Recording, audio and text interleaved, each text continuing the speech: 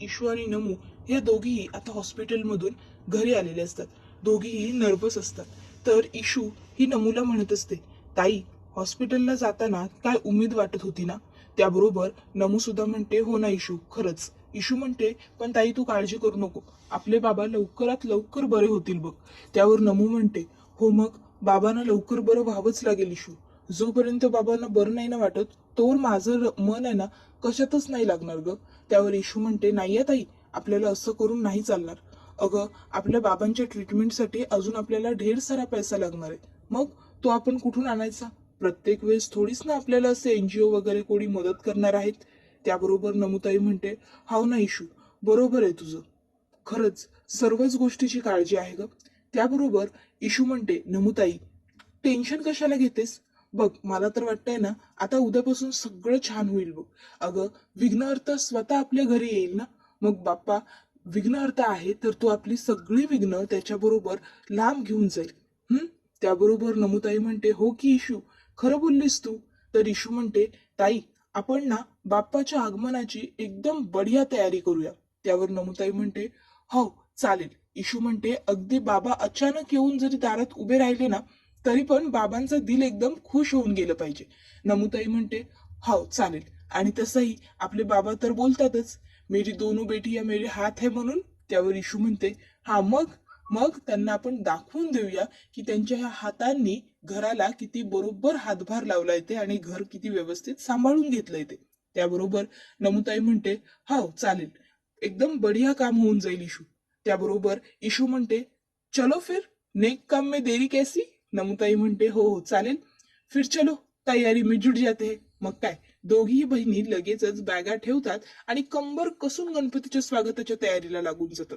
तर दुसरीकडे आता आरकेला भेटण्यासाठी राकेश पुन्हा एकदा आलेला असतो आणि येताना त्याने 2 बंडल पैसे आणलेले असतात. आता तो पैसे त्याच्या समोर फेकतो. त्याबरोबर तो म्हणतो, अरे काय शेठ, लय लवकर आलात तुम्ही तर. त्याबरोबर तो म्हणत असतो, काही पर्याय नव्हता ना माझ्याकडे, तू म्हणत होतास पैसे दिल्याशिवाय तू कामाला हात लावणार नाहीस म्हणून. मग काय. त्याबरोबर लगेचच आता तो म्हणत असतो, आता माझं काम झालं पाहिजे. त्यावर तो म्हणतो, अहो शेठ, कशाला काळजी करताय तुम्ही, करणार ना आता तुमचं काम, 100% करणार. त्याबरोबर लगेचच राकेश म्हणतो, मला रिझल्ट फास्ट पाहिजे. त्याबरोबर तो म्हणतो, अहो हो शेठ, फास्ट मिळणार रिझल्ट तुम्हाला, काळजी नका करू. त्यावर राकेश सांगतो, मला रिझल्ट उद्याच्या उद्या हवाय, कळलं. उद्याच्या उद्या तो अर्णवराजे शिर्के अडकला पाहिजे. त्याबरोबर लगेचच आता एके म्हणायला लागतो, ओ शेठ, काय पण कसं बोलता हो तुम्ही, तुम्हाला काय वाटतं, तुम्ही काय भाजी मार्केटमध्ये भाजी खरेदी करायला आलाय काय, उद्याच्या उद्या रिझल्ट मिळाला पाहिजे.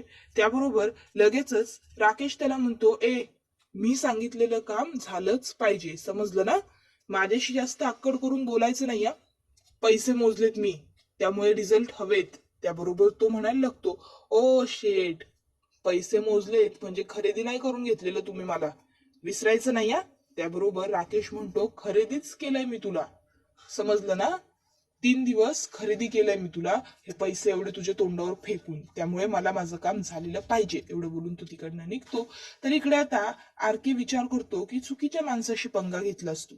तर दुसरीकडे आपण पाहतो, इकडे अर्णव, मामा, मामी, त्याचबरोबर घरातले इतर नोकर हे सगळेच जण गणपतीची तयारी करत असतात. आकाश त्या सगळ्यांची मदत करत असतो. इतक्यात वरून अर्णव सुद्धा आता खाली येत असतो. आता अर्णव खाली येत असतो, आकाश छान डेकोरेट करत असतो. तर अंजलीताई ही हे सगळं बसून बघत असते. ती म्हणत असते, खरंच मला सुद्धा मदत करायची होती तुम्हाला. तर आकाश म्हणतो, ताई, इट्स ओके, तू बघ. अगं पण बघतेस तरी कशाला, तू जाऊन झोप ना, केवढी रात्र झालीये बघ. त्यावर ती म्हणते, नाही रे आकाश, मला बघायला मज्जा येते, मी बसते. त्यावर तो म्हणतो, बरं ठीक आहे, गणपतीचं डेकोरेशन कितीही लवकर करायचं ठरवलं ना तरी रात्रभर ते चालतंच. इतक्यात त्या ठिकाणी लगेचच लावण्य येते आणि म्हणते, हो, म्हणूनच तुम्हा सगळ्यांसाठी गरम गरम स्ट्रॉंग कॉफी बनवून आणली. सगळ्यांनी स्ट्रॉंग कॉफी घ्या, मग तुम्हाला सगळ्यांना बरं वाटेल. मामा, दमला असाल ना. मामी, तुम्ही तर खूप जास्त दमला असाल. आकाश, कॉफी. ए यार, तुझ्यासाठी सुद्धा आहे.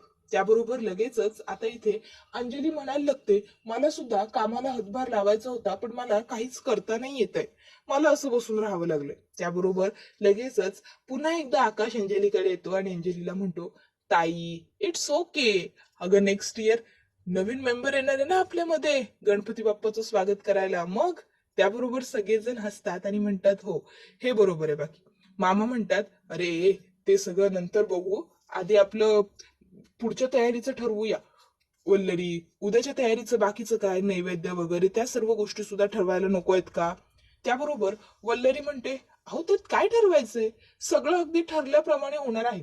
म्हणजे बघा, उद्या स्वयंपाकाची सगळी जबाबदारी मी मंजूवरती दिली, ती सगळा स्वयंपाक बनवणार आहे. आणि राहिला प्रश्न मोदकांचा, तर नैवेद्यासाठी मोदक मी स्वतः स्वतः ऑनलाईन ऑर्डर करणार आहे. त्याबरोबर मामा म्हणतात, काय? अगं वल्लरी, घरच्या गणपतीला नैवेद्य कोणी ऑनलाईन बाहेरून मागवतं का ग? असं कसं करतेस तू? आईला जर हे कळलं ना की गणपतीला नैवेद्य आपण बाहेरून ऑनलाईन मागवलाय, तर आई आहे ना आपल्याला फाडून खाईल. कळलं का तुला? त्याबरोबर मामी म्हणते, ओ, असं काही नाही घ्या. आणि खरं सांगू का, मी बनवले सुद्धा असते घरी मोदक, पण ना माझे हात दुखतायत, त्यामुळे घरी मला नाही जमणार मोदक बनवायला. त्याबरोबर मामा लगेचच म्हणतात, आता काय, हातच दुखतायत ना, मग काही बोलूच शकत नाही, काही करता येणारच नाहीये, जाऊ दे, आता काही बोलून उपयोग आहे का? त्याबरोबर लगेचच आता अंजली ताई म्हणते, माझ्याकडे पर्याय आहे. त्यावर सगळे तिच्याकडे बघतात, तर ती म्हणते, मी बनवते ना मग घरच्या घरी गणपतीसाठी नैवेद्य. त्याबरोबर लगेचच अर्णव म्हणतो, ताई तू पण डॉक्टरांनी तुला आराम करायला सांगितलं ना, मग कशाला उगाच तू या सगळ्यात पडते, तू दगदग नको करूस. त्यावरती म्हणते, अरे चिंटू, नैवेद्याचे मोदक बनवायचे, त्यात कुठले आले दगदग, काही नसतं रे. मोदक बनवणं ना खूप सोपं काम आहे, मला जमेल, मी करते ना. त्याबरोबर अर्णव म्हणतो, ताई नक्की असं तुला वाटतंय की तुला हे जमेल म्हणून? खरंच तू दमणार नाहीयेस? त्यावर अंजली म्हणते, अरे नाही रे चिंटू, नाही दमणार मी. अर्णव म्हणतो, बघा ताई, पुन्हा एकदा विचारतोय, नक्की विचार कर, तू करणार आहेस म्हणजे तू माझं काही ऐकणार नाहीयेस? त्याबरोबर अंजली म्हणते, नाही रे चिंटू, मी नाही ऐकणार तुझं, उद्याचं नैवेद्याचे मोदक मी बनवणार. त्याबरोबर लगेचच अर्णव म्हणतो, ठीक आहे मग बनव, आणि मामा तर आहेच तुझ्या मदतीला, काय मामा? त्यावर मामा म्हणतो, हो मग, जिथे कामी येई सगळीकडे तोच खरा मामा. आता मामाची ही कविता ऐकून ना सगळ्यांना खूप राग आलेला असतो, पण तरी सगळे कंट्रोल करतात. मामा म्हणतो, अरे असं नका बघू रे माझ्याकडे, जोक केला मी. बाय द वे, मामी सुद्धा आहे, मामी ही मदत करेल, काय मामी? त्यावर अंजली म्हणते, हो चालेल ना मामी, मामी करशील ना मला मदत? मामी म्हणते, हो का नाही, करेन की. आणि लावण्या, तू सुद्धा नंदेकडून काहीतरी शिकून घे, कळलं ना? त्यावर लावण्य म्हणते, ओके, एक्झॅक्टली, शिकेन ना. माझी तर फर्स्ट टर्न असणार आहे मोदक बनवण्याची मग उद्या. आणि मग I will be try my best असं ती म्हणायला लागते. तर आता मामा आणि अर्णव अलगज एकमेकांना इशारे करतात. मग दोघही आता जरा बाजूला येतात. तर इथे बाकीचे सगळे हे मात्र गणपतीच्या डेकोरेशनच्या तयारीत लागलेले असतात.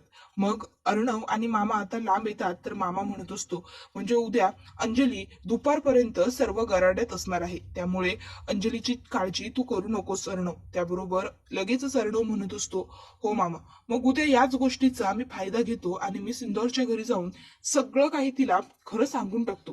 त्यावर मामा म्हणतो, ग्रेट. इतक्यात अर्णवचा फोन वाजतो. अर्णव बघतो तर काय, पाटीलने एवढ्या रात्री का फोन केलाय, म्हणून अर्णव फोन उचलतो आणि म्हणतो, हा हॅलो पाटील, बोल ना. व्हॉट? एवढी मोठी रक्कम एवढ्या हाय रेंटवरती? ओके ओके ओके, ठीक आहे, तू एक काम कर, तू मला ना त्या माणसाचा नंबर पाठव. मी बघतो, हो चालेल, गुड गुड, व्हेरी गुड. आणि मग तू लगेचच फोन कट करतो आणि नंबर फक्त लवकर पाठव एवढा पुन्हा एकदा निरोप देतो. आता मामा अर्णवला विचारतो, काय काय झालं? त्यावर अर्णव मामाला तिथेच सांगणार असतो, पण मामा त्याला इशारा करतो की नको, इथे बोलायला नको, इथे खूप लोक आहेत रे. त्याबरोबर अर्णव आणि मामा हे दोघं जण फोनवरती बोलण्यासाठी म्हणून तिकडनं बाजूला जातात. मग आता मामा आणि अर्णव हे दोघं जण बोलत असतात, तर घरातले इतर सगळे जण डेकोरेशनच्या तयारीत लागलेले असतात. तर इकडे इशूच्या घरी सुद्धा बाप्पाच्या स्वागताची अगदी छान तयारी सुरू असते आणि मस्त सगळं डेकोरेशन वगैरे इथे सुद्धा केलेलं असतं. आता इथे डेकोरेशनसाठी राकेश स्वतः आलेला असतो. इशू, राकेश, नमू, आत्या चौघं मिळून छान डेकोरेशन करत असतात. तर आता राकेश म्हणत असतो, चला, ईश्वरीजींच्या बाप्पाची आगमनाची सगळी तयारी झालेली आहे, मखर सुद्धा तयार झालाय, आणि यावेळेस त्यांच्या घरचा मखर बनवण्यामध्ये माझा सुद्धा छोटासा हातभार लागला आहे आणि या गोष्टीचं एक छोटंसं समाधान मला मिळालंय. त्यावर इशू लगेचच म्हणत असते, राकेशजी, पण खरं सांगू का, तुम्हाला ना हे सगळं करण्याची काहीच गरज नव्हती. अहो मी आणि नमुताई होतो ना, आम्ही दोघींनी हे काम अगदी व्यवस्थित सगळं पार पाडलं असतं. त्याबरोबर राकेश म्हणतो, अहो ईश्वरीजी त्यात काय एवढं? तर लगेचच आता आत्या म्हणायला लागते, इशू अगं ते आता आपल्या घरचे होणारे जावई आहेत बाळा. मग आता दादा जर घरात नाहीये तर आपलं सगळं व्यवस्थित व्हायला हवं ही त्यांची जबाबदारी आहे नाही का? त्याबरोबर लगेचच मामा म्हणतो, हा आत्या ये होईना बढिया बात. त्याबरोबर लगेचच आत्या आता म्हणायला लागते की पण राकेशजी खरोखर तुमच्यामुळे ना आम्हाला खूप बरं वाटतं, आधार असल्यासारखं वाटतं. खरंच तुमचे खूप आभार. त्याबरोबर राकेश म्हणतो, अरे हे काय आत्या, आत्ताच तर म्हणालात ना की आपलेपणा वाटतो, आधार वाटतो, आणि आता लगेच एका क्षणात पर्क करून टाकताय का? त्यावर लगेचच ती म्हणते, तसं नाही हो. मग इशू बसते आणि म्हणत असते, बाबा सुद्धा आता लवकर बरे व्हायला पाहिजे. गणू बाप्पाने काहीतरी चमत्कार दाखवला पाहिजे आणि बाबा उद्याच शुद्धीवर आले पाहिजे आणि घरी आरतीसाठी सुद्धा मग लवकरच येणार. बरोबर ना आत्या? त्यावर आत्या म्हणते, हो ना. तर इथे इशू हे सगळं बोलत असताना तिचं लक्ष नसतं, तर राकेश तिच्या गळ्यासाठी हार घेऊन उभाच असतो. मनात म्हणत असतो, खूप जास्त मोठमोठ्या अपेक्षा आहेत ग चमत्काराच्या, तुझा बाप शुद्धीवरच येणार नाहीये. तर आता इथे अर्णवच्या घरी छान गणपती बाप्पाचं आगमन झालेलं असतं आणि मग लगेचच वल्लरी मामी ही आकाशच्या पायांवरती पाणी ओतते, त्याचे पाय धुते आणि आकाश गणपती बाप्पाची मूर्ती अगदी बिमाखात घरात घेऊन येतो. गणपती बाप्पा मोरया, मंगलमूर्ती मोरया अशा छान जयघोषामध्ये बाप्पाचं आगमन होतं आणि बाप्पा विराजमान होतात बघता बघता. त्यानंतर मामी लगेचच म्हणते, आकाश फोन करून बघ बरं गुरुजींना, गुरुजी कुठवर आलेत ते. आकाश म्हणतो, येस मॉम, आणि लगेचच आता तो गुरुजींना कॉल करतो. त्यानंतर मामा आणि मामी हे छान जोडीने पूजा करतात आणि सगळे बाकीचे लोक जे असतात ते आरती म्हणत असतात. घरातलं वातावरण हे अगदी छान प्रसन्न आणि मंगलमयी असतं. मग आता सगळेजण आरती म्हणत असतात. सुखहर्ता दुःखहर्ता वार्ता विघ्नाची, नुरवी पूर्वी प्रेम कृपा जयाची, सर्वांगी सुंदर उठ शेंदुराची, कंठी जळके माळ मुक्ता फळाची, जय देव जय देव जय मंगल मूर्ती श्री मंगल मूर्ती. त्याबरोबर आता लगेचच सगळी आरती पूर्ण झाल्याच्या नंतर मामा सगळ्यांना स्वतःहून आरती देत असतात. तर आता सगळेजण छान पद्धतीने आरती घेत सुद्धा असतात. तर इकडे राकेश हा मात्र सतत अर्णवला खुन्नस देत असतो. अर्णवला या गोष्टीचा राग येत खरा असतो, पण तरीही अर्णव हा स्वतःवरती कंट्रोल ठेवत असतो. तो काहीच बोलत नसतो. अगदी गणपती बाप्पाच्या आगमनाच्या वेळेपासून ते आता प्रतिष्ठापनेपर्यंत सगळ्या वेळी राकेश हा अर्णवला म्हणजे एका वेगळ्या पद्धतीने खुणवण्याचा प्रयत्न करत असतो. तर आता इथे अंजलीताई ही मात्र लगेचच बाप्पाच्या समोर हात जोडते आणि बाप्पाला प्रार्थना करते, बाप्पा आमच्या घरावरती आलेली जी काही सर्व विघ्न आहेत ना ती सर्वात अगोदर दूर झाली पाहिजेत. त्यावर मामा म्हणतो, होईल ना, सगळी विघ्न दूर होतील, फक्त जावई बापू या सगळ्यातून व्यवस्थित सुटू देत एवढी एक प्रार्थना कर. त्याबरोबर लगेचच आता इकडे तो म्हणायला लागतो की हो हो मी तर सुटेनच ना मामा. त्यावर अर्णव म्हणतो, हो सुटेलच की मामा. तर आता इथे लगेच मामी म्हणते, बरं चला आता मोदकांच्या तयारीला लागूया. त्यावर आकाश म्हणतो, हो हो चला चला. त्यावर लगेचच आता मामी म्हणते, आम्हा बायकांमध्ये तुझं काय काम आहे रे आकाश? त्यावर आकाश म्हणतो, मोदक टेस्ट करून सांगायला नको का आई कसे झालेत ते? त्याबरोबर लगेचच आता तो म्हणत असतो, तर मग अंजली त्याला सांगते, नाही आकाश नाही, जोपर्यंत बाप्पाला नैवेद्य दाखवत नाही तोपर्यंत नैवेद्य टेस्ट करायचा नसतो. त्यावर आकाश लगेचच म्हणतो की बरं ठीक आहे, ते मग आपण किचन मध्ये गेल्याच्या नंतर ठरवूया, पण तोपर्यंत आपण सुरुवात तर करायला जाऊया. त्याबरोबर लगेचच आता पटकन राजेश अर्णवला म्हणतो, अर्णव मला ना असं वाटतंय की तुझ्या आयुष्यात आता खूप काही पॉझिटिव्ह घडणार आहे रे. त्यावर अर्णव म्हणत असतो, हो जिजू घडणारच आहे ना पॉझिटिव्ह. त्याबरोबर लगेचच मामी म्हणते, अहो जावई बापू असं काय करताय, पॉझिटिव्ह घडणार आहे म्हणजे घडलंय की आता याचं लग्न ठरलंय नाही का, मग आपल्या अर्णवचं आता नव्याने आयुष्य सुरू होईल. त्यावर लगेचच राकेश म्हणतो, ओ नाही हो मामी तसं नाही, लग्न होईल तेव्हा होईल, पण आत्ताच काहीतरी पॉझिटिव्ह घडेल आज असं मला वाटते. त्यावर लगेचच आता अर्णव म्हणतो, हो मला सुद्धा असं नक्की वाटतंय जिजू की आज काहीतरी चांगलं आणि पॉझिटिव्ह घडेल. त्यावर लगेचच आता राकेश म्हणतो, चला तर मग चांगली गोष्ट आहे की, मी तर त्या दिवसाची वाटच बघतोय, त्या क्षणाची वाट बघतोय. त्याबरोबर अर्णव म्हणतो, इट्स गुड, बघा वाट. इतक्यात लगेच अर्णवचा फोन वाजतो. तर अर्णव म्हणतो, एक्सक्यूज मी, मी आलोच. आणि मग आता तो बाजूला जाऊन जरा फोन घ्यायला लागतो. तर लगेचच आता मामा म्हणतात, अरे कशाला वेळ वाया घालवताय तुम्ही, चला जा बरं पटापट, नैवेद्याची तयारी करायची नाहीये का तुम्हाला सगळ्यांना, या या या, चला. त्याबरोबर लगेचच आता मामा हा सगळ्यांना घाई करतो आणि चला चला करायला लागतो. तर आकाश म्हणत असतो, हो मला सुद्धा खूप घाई आहे, चला चला.